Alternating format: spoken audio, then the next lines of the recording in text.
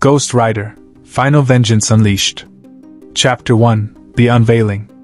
In the heart of Chicago, where the city's pulse thrums through its streets, a figure emerged from the shadows, shrouded in the eerie glow of ethereal flames.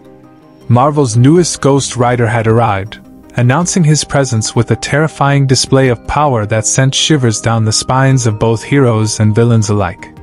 For years, the mantle of the spirit of vengeance had rested upon the shoulders of Johnny Blaze, a man tormented by his connection to the otherworldly entity. But now, the spirit sought a new host, drawn by the allure of a soul steeped in darkness. The preview for Ghost Rider, Final Vengeance No. 2, penned by Benjamin Percy and brought to life by the skilled hand of artist Danny Kim, offered a glimpse into the genesis of this new Ghost Rider. It began with a scene familiar to the streets of any urban metropolis: a homeless man, nameless and forgotten by society, scrounging for scraps to sate his hunger. As he traversed the desolate alleyways of Chicago, a sudden explosion shattered the night, casting a fiery glow against the cold concrete. Without hesitation, the man dashed towards the source of the chaos, driven by an instinct to aid those in need. Amidst the billowing smoke and crumbling debris, he found himself face to face with a solitary figure, a man who called himself Parker Robbins. But Parker was no ordinary man. He was the vessel through which the spirit of vengeance had chosen to manifest itself anew. With a chilling smile, he proclaimed his newfound identity as Ghost Rider, a harbinger of justice and retribution cloaked in flames. Empowered by the fiery embrace of the spirit, this new Ghost Rider wasted no time in asserting his dominance over the city's underworld. With every twist of the throttle and roar of his infernal motorcycle, he struck fear into the hearts of criminals who dared to defy the natural order. Chapter 2, The Hood's Legacy. To those well-versed in the annals of Marvel lore, the name Parker Robbins carried weight, a legacy forged in the crucible of darkness and despair. Once a mere petty criminal, Robbins's life had taken a drastic turn when he crossed paths with a malevolent entity that bestowed upon him a cloak of unimaginable power.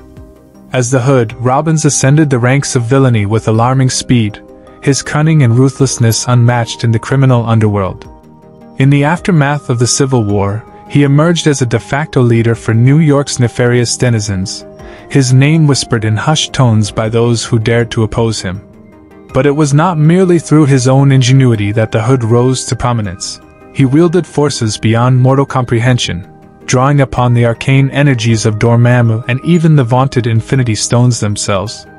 In a daring display of audacity, he had challenged and overcome members of the illustrious Illuminati, cementing his status as a force to be reckoned with. Yet, for all his power and influence, the Hood was not immune to the inexorable pull of darkness that lay within him.